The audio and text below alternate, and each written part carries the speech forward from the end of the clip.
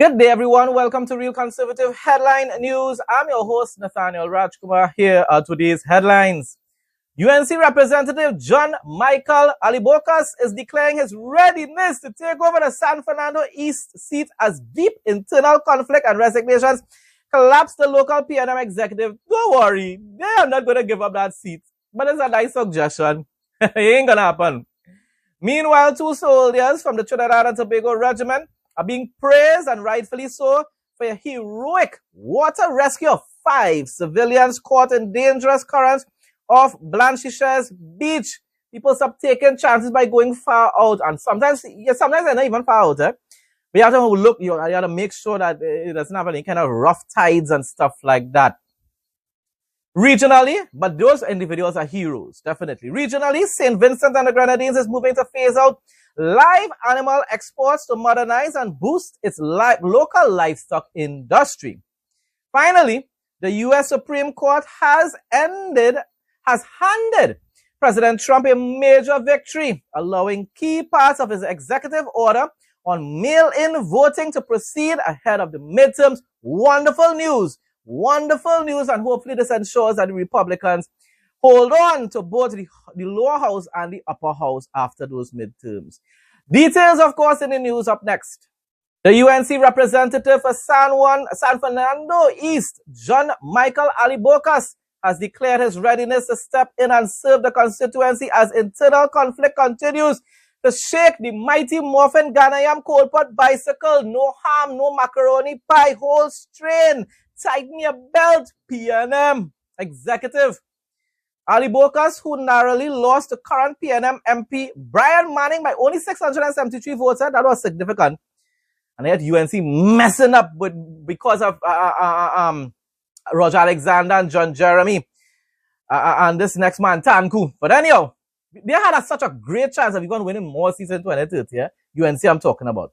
Getting back to the report, Alibocus, who narrowly lost to current PNM MP Brian Manning by 673 votes in the previous general election, is using the current party Infighting to highlight long-standing concerns regarding Manning's performance and present himself as a viable replacement. I don't blame him. That's good. That's what you have to do.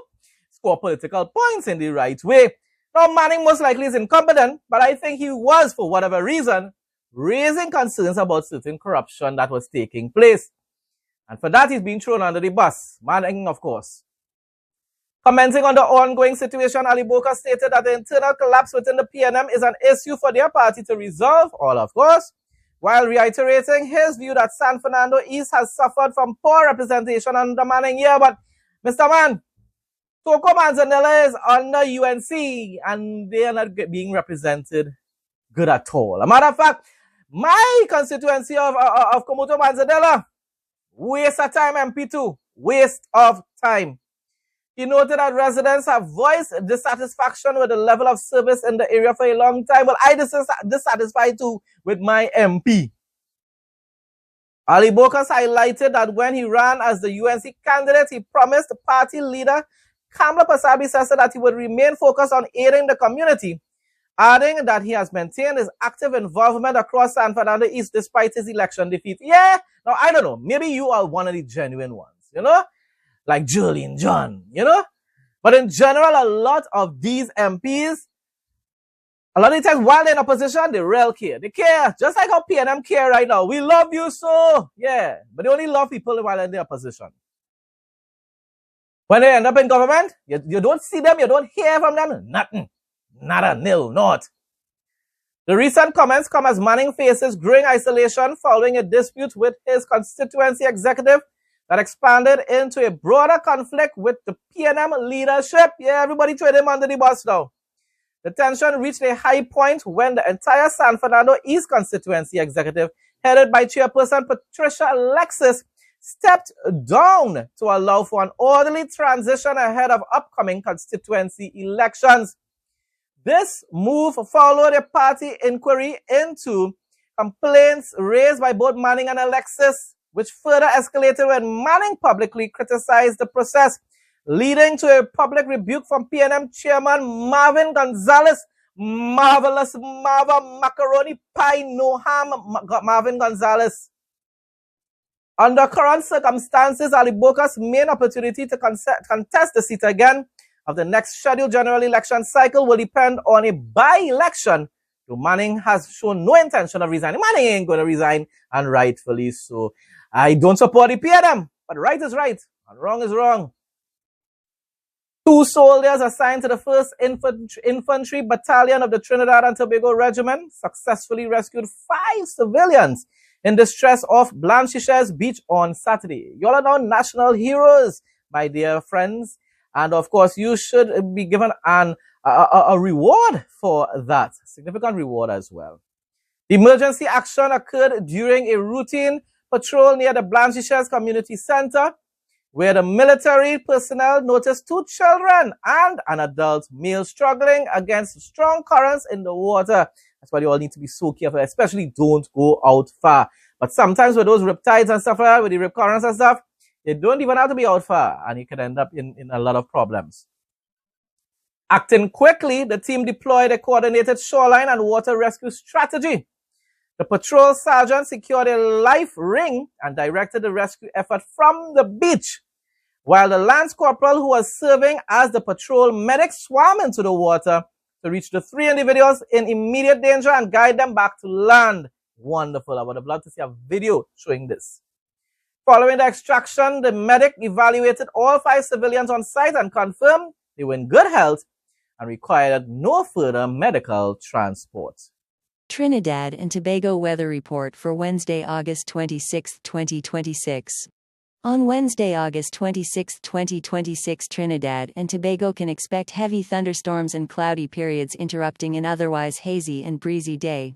Temperatures will peak at a high of 32 degrees Celsius with a low of 24 degrees Celsius at night. Due to high humidity levels reaching up to 89%, it will feel slightly warmer with a heat index around 33 degrees Celsius. Marine conditions and hazards. Winds will blow mainly from the east at 9 miles per hour, though winds may gust significantly higher in and near heavier downpours. Seas are expected to be moderate in open waters with wave heights between 1.5 meters to 2.0 meters. Sheltered areas will see waves up to 1.5 meters but can become occasionally choppy. Spring tides are currently in effect and street or flash flooding remains a possibility during intense localized downpours. Sunrise is at 5:53 a.m. and sunset is at 6:16 p.m. The UV index will peak at a very high 9, so sun protection is highly advised during clear spells. Regional news now. The practice of exporting live animals from St. Vincent and the Grenadines to Grenada could soon be phased out as the government considers measures to strengthen the local livestock industry and create more opportunities for farmers. Minister of Agriculture, Forestry and Rural Transformation, Israel Bruce, made the disclosure during a recent program on NBC Radio face-to-face program. Bruce said the issue was discussed with the Cattle Farmers and Producers Association as stakeholders explored ways to improve the livestock sector. The government is also considering establishing a modern abattoir in St. Vincent and the Grenadines. Bruce said a proposal is being prepared for cabinet consideration. The facility would allow livestock to be processed locally, giving farmers an alternative to exporting live animals and creating opportunities for value-added production.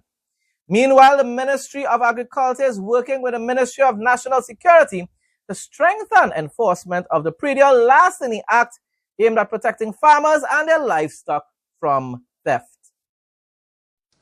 And this question came squarely on the table.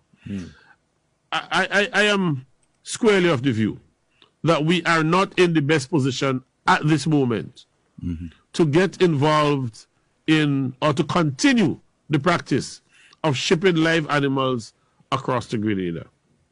We are not best positioned to do that at this moment. I heard what some of the representation from the CFPA was yesterday, and how the market would have granted some assurances to them to negotiate with local butchers and so forth and so on. But we've had extensive discussions yesterday about how do we resolve and reconcile some of the challenges that they have and how the ministry will work with the CFPA to deal with some of these challenges. In the next couple of weeks, I will be having a presentation to my cabinet colleagues on the establishment of an abattoir for St. Vincent and the Grenadines. Much needed, though. Yeah? Much needed. And I said to the CFPA yesterday, an abattoir is not just a facility where we bring the animals for slaughter. It is a facility that will guarantee us standards of the meat that goes out into the marketplace for local consumption, and if we verge into the regional international market. It will be a facility that help us to support our own production on the ground. So build our own local economy. It will be a facility that will threaten predial larceny. So the predial larcenists must know that the Butchers Association are in agreement with us that we should move in this direction. There is interministerial discussion happening between the Ministry of Agriculture and the Ministry of National Security as to how we will now move assiduously, swiftly, to tighten up the operationalization, if you may, to make sure that we put into force the current Predial Larceny Act. One of the fundamental challenges that we have, and I want our farmers to know this, is that the thievery that is happening on your farms is because there has been a slacking or a lacking of the enforcement of the Predial Larceny Act. International news now. President Trump just scored a major Supreme Court victory on mail-in voting ahead of the midterms. This is wonderful news because we all know what took place in 2020 and kind of it took place in 2024 too, but definitely 2020. And hopefully this will ensure that Republicans retain control of both the House of Representatives and the Senate. In a 6-3 decision, the justices are allowing the administration to move forward, at least for now, with key parts of Trump's March executive order after they were blocked by a lower court. Yeah, some Democrats, some leftists blocked it. The order calls for the federal government to create lists of voters eligible to receive federal ballots and require states to provide information allowing the Postal Service to verify their eligibility. Wonderful, really wonderful news. Israel is warning that Hezbollah is using the ceasefire to rearm. Wow, I didn't know that would have happened. We all knew, but Trump living in a whole different world, a whole new world. Totally different world. I don't know what kind of fantasy world he living in. Israeli officials say weapons smuggling attempts from Syria into Lebanon are increasing, with Iran's Quds force allegedly financing and operating the network. Wow. Trump, you didn't know that? While some shipments have been intercepted, Israel believes many others are getting through. That's when you want to make deals with terrorist leaders like Al-Jolani. Trump calls him now a good guy. A man that was a wanted terrorist, with a huge bounty on his head. He put on a suit, declared himself president, and now he's a good guy. Craziness. The spirit of the Antichrist is upon Donald Trump. He does a lot of good in America, but he's totally spiritually blinded when it pertains to issues in the Middle East. Trying to make negotiations with terrorists. You do not negotiate with radical jihadist terrorists. Ask, and it will be given. Seek, and you will find. Knock, and it will open. Everyone who asks receives, and to knockers doors open. Folks, that brings us to the end of today's headline news. Thanks again to everyone who continues to support my content. Please like, comment, share, and subscribe. Stay blessed and stay safe most of all. In Jesus' name.